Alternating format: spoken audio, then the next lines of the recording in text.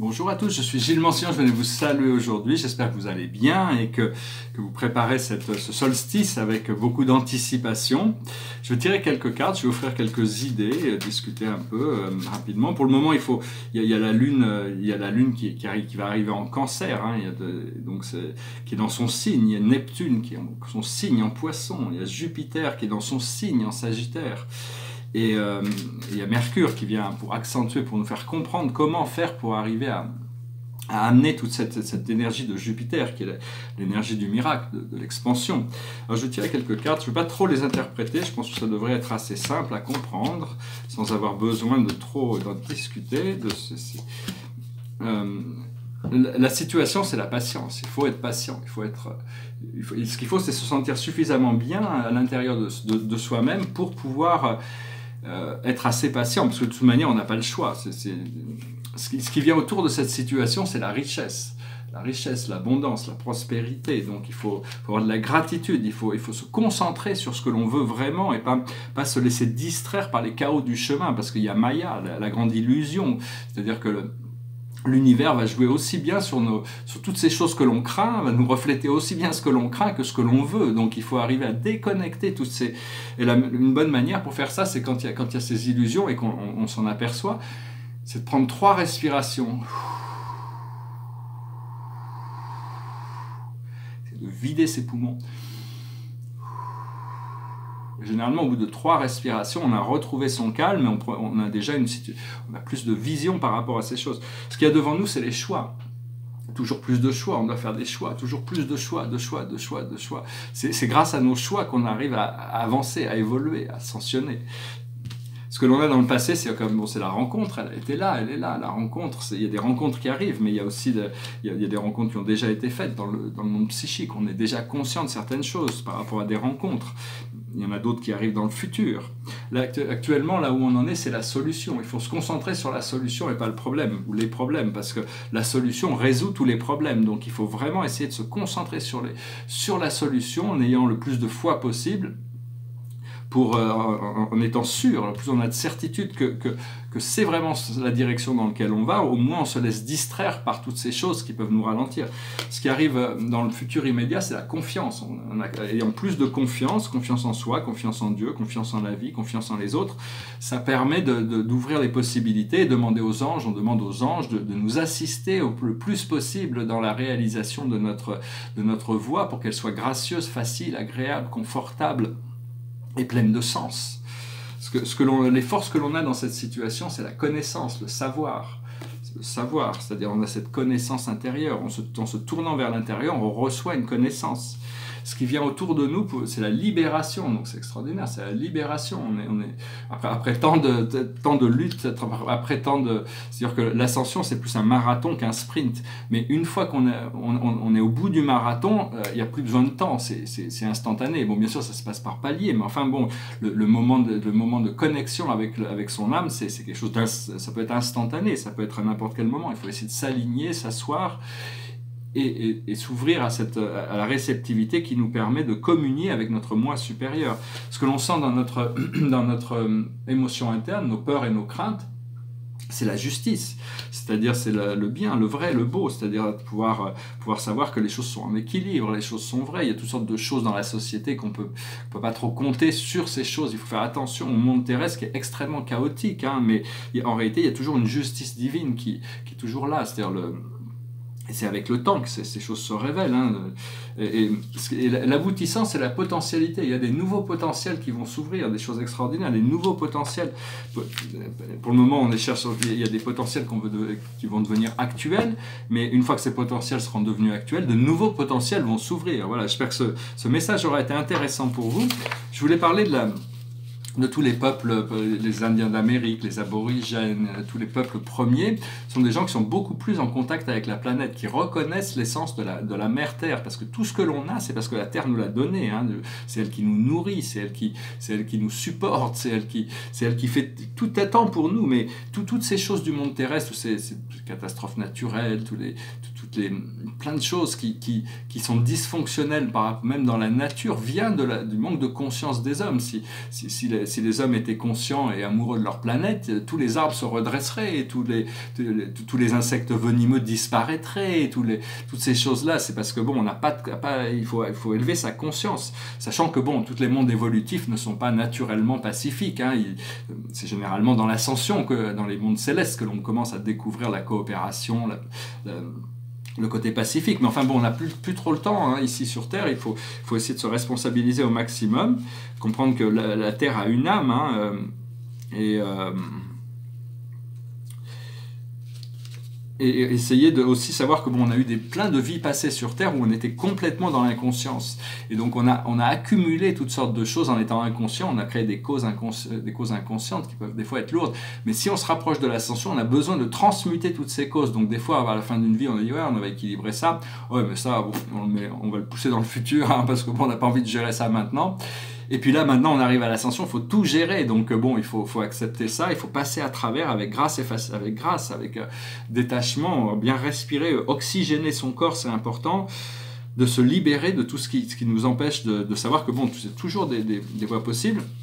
À propos de la respiration, on m'a posé une question par rapport aux fumées chimiques qui peuvent encore... Bon, il y a de moins en moins, hein, mais parce que c'est un truc qu'ils avaient décidé pour nous protéger de l'ozone. Ils mettaient des produits chimiques dans l'atmosphère. Tout ça retombe sur la Terre. Alors quand vous le voyez, première chose, si vous reconnaissez votre nature de créateur, vous dites « je suis créateur, je ne veux pas vivre avec ça ». Et donc, vous donnez la permission aux galactiques, de toute manière, ils nettoient, hein, de venir nettoyer tout ça. Mais il y a Ashtar qui montrait aussi une technique, c'est de mettre ses mains comme ça, quand on voit un avion et on part de l'avion et on suit la trace comme ça, avec ses mains, et ça nettoie toute la trace jusqu'au bout. Et donc ça peut être utile, mais enfin bon, il devrait y en avoir de moins en moins, parce que les cocktails de produits chimiques qui mettaient dans l'atmosphère étaient extrêmement toxiques. Et puis nous, c'était surtout le dimanche, c'est-à-dire c'est même pas des avions qu'on voit, c'est des avions furtifs. Et tout d'un coup, pouf, pouf, pouf, pouf, pouf, pouf, pouf, tout est quadrillé, c'était le dimanche. Donc voilà, mais enfin bon, maintenant ils ont arrêté tout ça, donc on remercie Dieu que ces choses ont pu s'arrêter. Et... je voulais aussi dire que quand on fait de la méditation, on peut imaginer, visualiser qu'on se met dans une cape de lumière blanche. Une cape de lumière blanche qui déjà, ça nous conforte, ça nous fait du bien, et puis ça ferme notre champ d'énergie. Hein. Je pense que ça peut être utile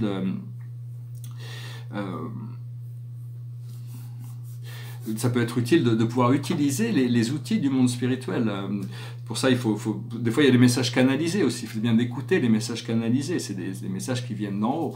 Donc voilà, j'espère que ce message aura été intéressant pour vous. Je parlais, bon, il y a beaucoup de nécessité d'action. Hein, il faut bouger, il n'y a plus le temps d'attendre, mais l'action doit être complémentée par la non-action. Des fois, il faut faire la retraite, il faut s'arrêter, il faut se poser. Hein, c'est bien, c'est l'action et la non-action et la connexion harmonieuse entre l'action et la non-action.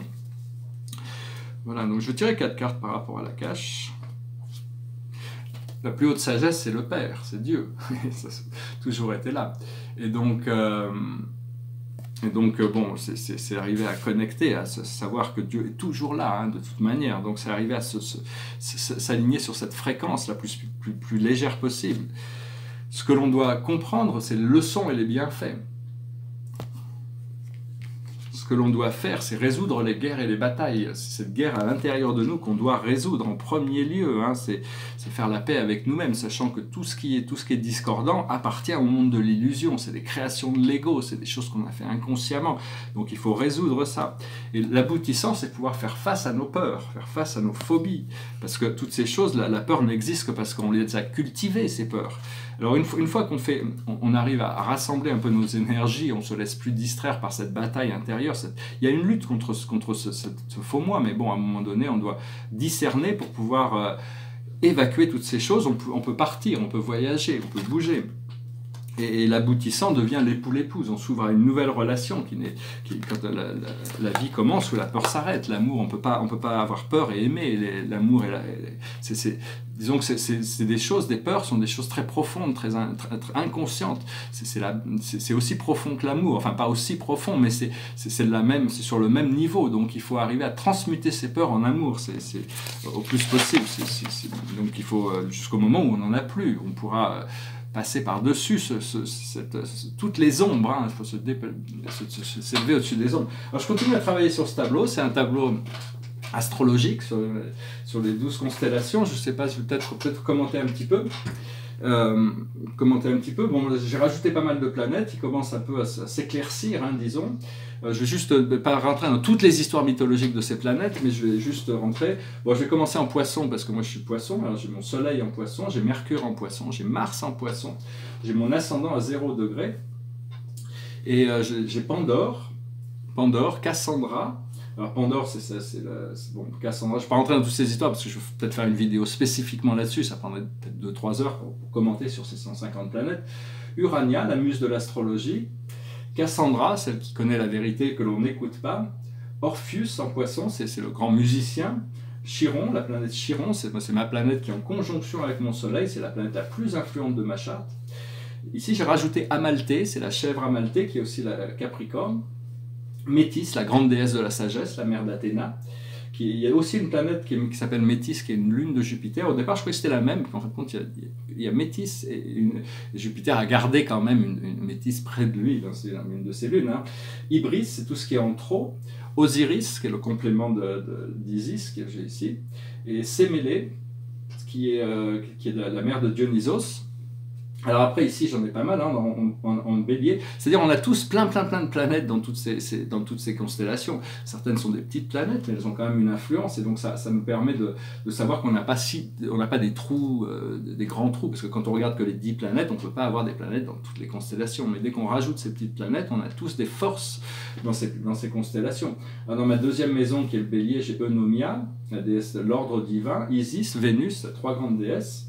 Eros, sexualité, le dieu Minerva, qui est Athéna, hein, j'ai Industria, ici j'ai Ophélia, la reine des fées, Atropos, c'est une moire, Artémis, la sœur d'Apollon, bon, j'ai Jupiter et Vénus, hein, surtout ici, il y a Interamnia, qui est une planète qui fait la transition, Hercule, qui est une planète de force, Musa, qui est une muse, Cupido, qui était un associé de Vénus aussi, c'est bien que Vénus et Cupido soient dans la même constellation, Olympia, qui est une planète qui rassemble c'est une petite planète qui rassemble toutes ces forces divines.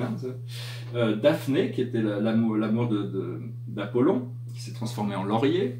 Sedna, qui est une déesse aquatique. Admétos, qui est un grand guérisseur. Saéton, qui était un fils du soleil, qui s'est retrouvé dans un supplice. Iris, la déesse de la discorde. Typhon, l'anti-Zeus. Hein. Il a fallu que j'invente des symboles. Alors pour Typhon, j'ai fait un Zeus à l'envers, c'est un peu l'anti-Zeus. Chaos, c'est la grande divinité originale, tout vient du chaos. Mais bon, il faut toujours ça. Des fois, il y a besoin du chaos pour évoluer, mais c'est souvent mieux d'essayer de chercher à évoluer dans l'harmonie. Hein. C'est toujours. Après ça, dans ma troisième maison, qui est le Taureau, j'ai Ornamenta, la planète qui brille, celle qui est belle. Hein. C'est pour ça qu'on l'appelle Ornamenta. Héphaïstos, qui est le dieu de la forge. Diane, la déesse de la chasse. Lacéchis, qui est une autre moire. Tantalus, qui est de l'insatiabilité. Nymphe, ce qui représente toutes les nymphes, c'est quand même une très belle planète, quand même, connectée avec les nymphes. Némésis, qui est la pleureuse, hein, c'est la pleureuse. Arachné, qui est celle qui tisse les toiles, qui tisse les tapisseries. Hygiea, qui est l'hygiène, c'est une fille d'Escupios, le dieu de la médecine, c'est sur la prévention. Moira, c'est une planète qui rassemble les 3 moires, Lacéchis, Atropos et Cloto. Proserpina, c'est une autre planète pour comment elle s'appelle, Perséphone. Ici il y a Fortuna, la planète Fortuna, je trouve que c'est bien d'avoir Fortuna en bélier, en taureau pour moi. Hein. Harmonia, je crois que c'était la mère de Némésis, hein, je suis pas sûr. Hadès, qui est aussi une autre planète pour Pluton. Et après ça, en Gémeaux, au départ, j'avais très peu de planètes en Gémeaux, j'en avais même aucune. Puis j'en ai trouvé quand même, j'ai Théa, T-E-A, bon, moi je l'associe à la grande déesse de l'océan. Requiem, qui nous permet de faire une pause. Hector, qui est le retour du guerrier victorieux. Circe, c'est l'empoisonneuse, hein, c'est celle qui a le plus de pouvoir, qui avait empoisonné Ulysse. Lucia, j'ai rajouté cette planète, Lucia, c'est le symbole de la lumière. Achille, c'est nos vulnérabilités, le talon d'Achille. Hein. Parce que c'était un peu inquiétant d'avoir Hector et Achille en conjonction, parce que c'était Les Iliades, c'est vraiment les ennemis jurés, parce que Achille tue Hector, mais ici, bon, ils ont des représentations symboliques astrales qui sont complètement différentes, elles ont bien évolué par rapport à leur histoire mythologique, nous donne juste un aperçu. Aurora, la déesse Aurora, qui nous amène la fille d'Hyperion avec le soleil et la lune, c'est celle qui nous amène cette lumière du soleil. Aurore au doigt rose, comme disait Homère. Niobe. Alors Niobe, c'est la pleureuse. Némésis, c'était Niobe, c'était la pleureuse. Némésis, oui, non, mais je sais. Niobe.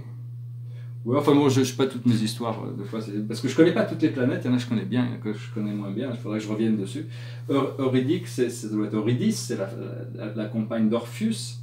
Chronos, c'est une autre planète pour Saturne, c'est une petite planète transneptunienne, qui sont assez lointaines, qui prennent beaucoup de temps à se déplacer, mais ces planètes transneptuniennes ont énormément de pouvoir, on les découvrira plus tard, parce qu'il y a toutes sortes de planètes qui sont au-delà de l'orbite de Pluton, qu'on ne connaît pas, il y a tout un nuage de planètes tout autour, avec des choses extraordinaires, que je ne connais pas très bien non plus. Nessus, bon, Nessus c'était un peu, c'est celui qui avait quand même trahi Héraclès. Héraclès, oui, c'était Héraclès. Non, c'était Ulysse. Héraclès. Après ça, en Cancer, j'ai mon nœud du Nord, hein, donc c'est très important pour moi. J'ai le retour du nœud du Nord actuellement. Alors il y a Volcanus, qui est un autre nom pour une autre planète pour Héphaïstos, le dieu de la forge. Fraternitas, c'est une planète qui symbolise la fraternité. Véronica, j'ai une planète qui s'appelait Véronica, je l'ai mis parce que c'est une personne qui s'appelait Véronica qui m'a influencé dans mon passé, même si bon, c'est une vieille relation. Je me suis dit, je vais la remettre dans ma charte. Voilà. Peut-être qu'on redeviendra amis un jour. Absolus, ça c'est une planète très importante. Absolus, c'est-à-dire c'est une planète, l'absolu n'est en dehors du temps. L'idée de l'absolu, c'est quelque chose qui n'a pas de début, pas de fin, qui n'existe pas dans le temps, donc c'est pas facile, mais bon, c'est juste un point de connexion avec cette sphère de l'absolu. L'absolu ne peut pas changer par définition, sinon il y a pas l'absolu. Logos, c'est-à-dire c'est la force de toutes ces choses qui sont derrière les choses. Les logos sont c'est ce qui commande toutes les forces de la vie. Pythia, c'est celle qui révèle les choses, Après ça, en Lion, j'ai Dionysos ici, qui est une autre planète pour Bacchus. Chloris, c'était une nymphe. Hécatée, c'était une déesse aussi, qui est un peu turbulente, mais bon, ici, il y a Méké, c'est le dieu de l'île de Pâques, je crois, oui, c'est ça, Méké. Euronymée, c'est la mère des Grâces, c'était une des épouses de Zeus. Philosophia, bon là, Philosophia, j'ai mis juste une croix à l'intérieur d'un losange, hein, parce qu'il a fallu que j'invente des symboles, ils n'existaient pas encore, donc c'est des symboles qui vont peut-être se raffiner avec le temps. Quewar, avec Wewot, il a sa lune. Ixion, c'est une confiance un peu trop confiance, c'est l'idée de la trop confiance. Après ça, en Vierge, j'ai ici Esta. Esta, c'est une autre planète pour Vesta, hein, c'est Thémis. Thémis, c'est la grande déesse de la justice, hein, c'est sa planète. Sophia, c'est une planète sur la sagesse. Sappho, c'était la grande poétesse de Lesbos. Apollo, j'ai Apollo et Apollon, c'est deux planètes différentes, il y en a une qui est transneptunienne, il y en a une autre qui est dans la ceinture d'astéroïdes, hein. Donc j'ai ces deux planètes qui sont toutes les deux en Vierge. Apollo, c'est bien sûr le dieu de la lumière, hein, c'est un des guides. Aphrodite aussi, hein, c'est la déesse de l'amour.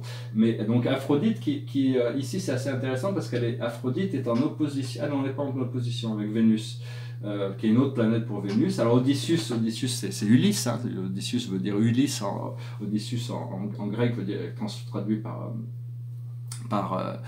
Ulysse en latin, et donc c'est une planète qui nous permet, c'est les voyages, hein, c'est l'aventure. Hein. Alors Oméa et Namaka et Amaka, c'est ces trois planètes qui, aussi il n'y en a qu'une qui est représentée, mais elle a deux lunes, c'est la planète, c'est connecté aux îles de Hawaï, c'est des planètes très célestes. Davida, c'est une planète qui voyage très très vite. C'est une planète qui... je ne la connais pas très bien, mais je sais qu'elle voyage vite. Alors ici, personnellement, bon, j'ai Pluton et Uranus qui sont en conjonction, donc c'est quand même de grosses planètes. Hein. Puis derrière, j'ai Zeus, qui est une planète hyper importante pour moi, c'est une planète transneptunienne. Et Apollon, ils sont bien ensemble, hein, ici. Après ça, en Balance, il y a Amor. La planète Amor, c'est un cœur qui est séparé, mais qui s'est réuni. Sisyphus, ici c'est Sisyphe qui poussait son rocher, qui retombe, c'est l'idée de la répétition, il faut essayer de sortir des répétitions, de ne pas rentrer dans un cycle répétitif. Atlantis, qui est un souvenir de cette civilisation merveilleuse. Prudentia, qui est sur la prudence. Callisto, Poséidon, qui est une autre planète pour Neptune, qui est juste à côté de Neptune, d'ailleurs ici. M87, c'est le futur, c'est-à-dire c'est quelque chose, normalement c'est plutôt en vierge, mais là, dans ma charte, c'est un énorme ensemble de galaxies qui va se révélera plus tard, bien sûr pour le futur. Alors après ça, en Scorpion, j'ai la conjonction de Neptune et de la Lune. Donc moi j'ai ma lune en Scorpion, c'est le plus difficile, une lune en Scorpion, c'est dur à gérer. Mais bon, il y a Neptune donc c'est le monde du rêve aussi. Alors ici j'ai Cloto, la plus jeune des moires, parce que les moires sont celles qui tendent le fil du destin, qui tissent le fil du destin, qui tendent le fil du destin et qui coupent le fil du destin. Cloto étant la plus jeune, celle qui tisse le fil du destin. Ici, il y a Médusa, celle qui avait les beaux cheveux, c'est-à-dire qu'elle s'est retrouvée un petit peu, elle a voulu se battre avec Athéna en disant ouais, j'ai des plus beaux cheveux que toi. C'est-à-dire qu'à l'époque, c'était assez, il fallait faire attention, il ne fallait pas attaquer ces êtres supérieurs parce que bon, ils se savaient supérieurs, et donc il y a beaucoup d'entités c'est des archétypes assez anciens. Alors ici j'ai Euphrosime, c'est une des grâces. Euphrosime, c'est la joie de vivre, c'est très important comme planète. Pax, qui est une planète qui est symbolique d'une vieille planète, tout ce qui reste d'une grosse planète qui était entre l'orbite de Mars et de Jupiter, qui a été détruite pendant la guerre galactique. Pax, Maldek aussi, appelé Maldek. Ici j'ai Siva. Siva, c'est des planètes assez spirituelles parce que Siva et Siwa, j'ai Siva ici et Siwa ici, et c'est des planètes. C'est des planètes qui, d'un point de vue mythologique, il y a le temple de Siwa qui était connecté, c'était une sorte de lien entre les dieux grecs et les dieux égyptiens. Ici il y a Héra, Héra, la déesse du foyer. Après ça, ici j'ai Iris, la messagère de Zeus, Iris au pied léger. Hidalgo, qui était un centaure. Karma, la planète du karma, ici en Scorpion. Donc moi j'ai tout ça, ici il faut gérer mon karma entre la Lune et Neptune. Memoria, qui est une autre planète pour Mnémosyne, que j'ai là-haut. Océana, qui est quand même un des plus grands dieux de l'origine, parce que pendant les guerres entre les Titans et les Olympiens, les Océanides, il y avait les Océanides, mais ils n'ont pas participé. Les Océanides étaient neutres, sont restés neutres. La neutralité, c'est quelque chose de puissant. On va découvrir, essayer de rester le plus neutre possible. Alors, Océana, c'est une très grande planète, très puissante. Après ça, ici, en Sagittaire, j'ai plein de très belles planètes. J'ai Angelica, c'est une planète angélique. Pallas Athéna, Pallas et Athéna se sont réunis parce qu'il y avait eu un accident. Athéna avait tué par accident Athéna, mais elle l'aimait tellement, elle a toujours décidé que maintenant elle mettrait le nom de Pallas avant le sien. Parce que bon, ils sont immortels, mais ils avaient un plan sur l'existence terrestre. Donc à partir du moment où, même s'ils étaient dieux, ils étaient des demi-dieux ou des dieux, ils arrivaient quand même à mourir de cette dimension, mais ils savaient qu'ils étaient éternels, donc ils ont été retransmis dans les cieux. Après, là, c'est des choses assez subtiles qu'on comprend la plus. Juno, alors Juno, Juno, c'est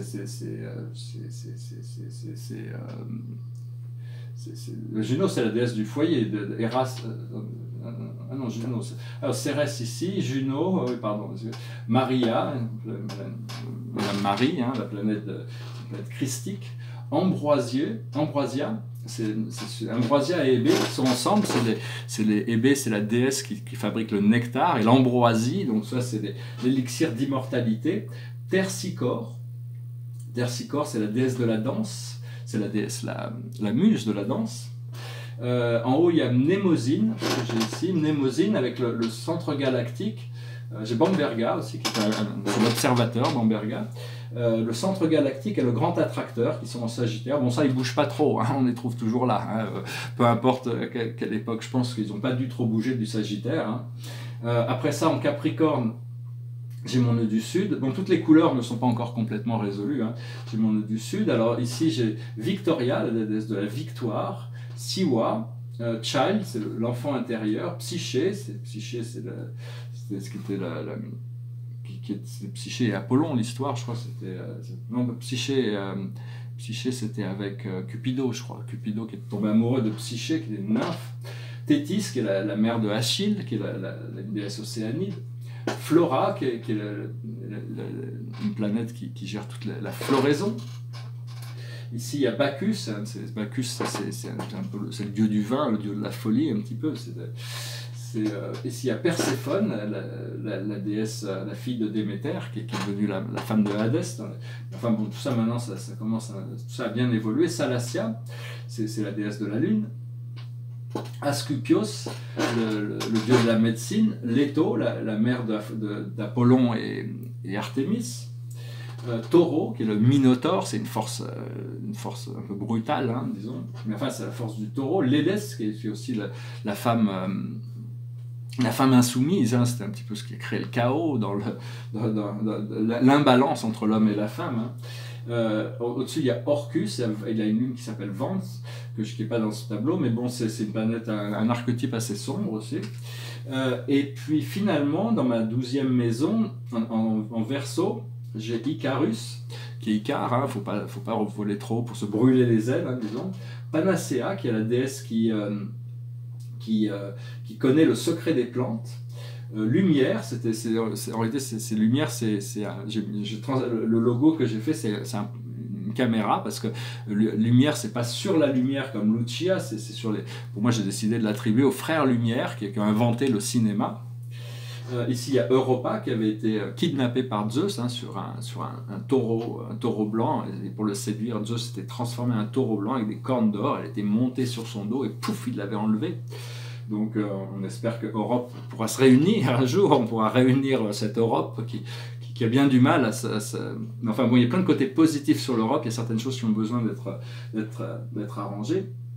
Astraea, qui est la grande déesse de la pureté, qui est la Vierge, qui est aussi Astraea, et Eternitas, si j'ai utilisé le symbole du Ankh. Bouddha, c'est une planète pour le Bouddha. Là aussi, il y a Pholus et Hopi. Hopi, la planète c'est le dieu c'est une planète qui est connectée aux Indiens d'Amérique, sur la grande nature. Prudentia, sur la prudence. Vesta, qui est en conjonction avec Saturne ici. Voilà, donc c'est juste un aperçu. Il reste encore pas mal de choses à faire, de raffinement au niveau color, au niveau couleur. Et donc voilà, je reviendrai de toute manière, on pourra toujours, je voulais juste en parler un petit peu. Mais enfin, il commence déjà à être beau, hein. Je trouve qu'il a déjà une bonne vibration, mais bon, quand je le regarde, je vois qu'il y a encore des choses, parce qu'il y a encore des impressions qu'il y a certaines couleurs qui ressortent sur d'autres. Et quand un tableau est fini, il faut que toutes les couleurs, il n'y ait pas une couleur, il ne faut pas qu'il y ait des couleurs qui sortent un peu du... Donc c'est comme ça qu'on généralement on sait qu'un tableau est fini. Alors bon, je vais essayer de finir avec une chanson, c'est une chanson que j'ai jamais chantée, mais qui me passait par la tête. C'est une chanson d'un groupe qui s'appelle America.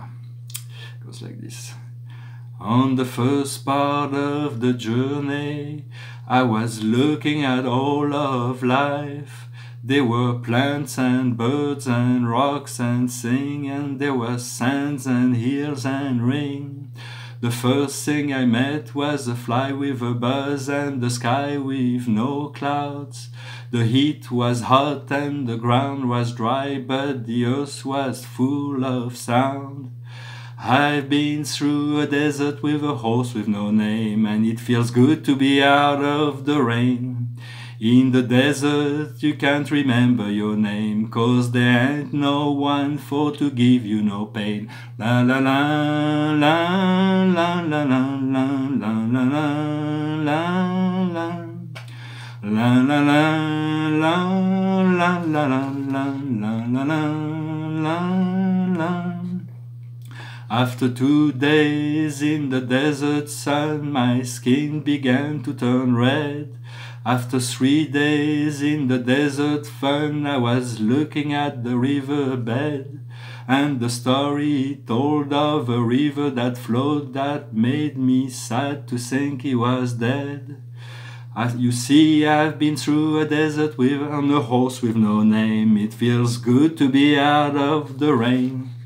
In the desert you can't remember your name, 'cause there ain't no one for to give you no pain. La la la la la la la la la la la la. La la la la la la la la la la la. After 9 days I left the horse run free, 'cause the desert has turned to the sea. There were plants and birds and rocks and sing, there were sands and hills and rain. The ocean is a desert with a life underground, and the perfect disguise all above. And the cities lies a heart made of ground, but the human will give no love. You see, I've been through a desert on a horse with no name. It feels good to be out of the rain. In the desert you can't remember your name, 'cause there ain't no one for to give you no pain. La la la la la la la la la la la la. La la la la la la la la la la. Voilà, je vous remercie de rester jusqu'à la fin. Je suis désolé, je ne l'ai pas répété, j'aurais dû peut-être un peu la répéter. Bon, enfin, je me suis lancé, j'espère que vous aurez trouvé cette vidéo intéressante. Je vous souhaite une très très bonne journée. Je vous remercie pour tout, pour le partage, vos likes, vos commentaires. J'espère que si vous trouvez ces vidéos intéressantes, n'oubliez pas de souscrire. Et puis je vous laisse. J'espère que cette journée vous apportera de la paix, de la richesse, de la bonté, et qu'on pourra vraiment se débarrasser, qu'on se prépare vraiment à se débarrasser de toutes ces anciennes choses avec ce solstice qui arrive. Hein. C'est vraiment ce que je souhaite à tous ceux qui ont envie d'avancer, de pouvoir le faire. Voilà, c'est ça. Je vous remercie beaucoup. Je vous souhaite une bonne journée. Namasté.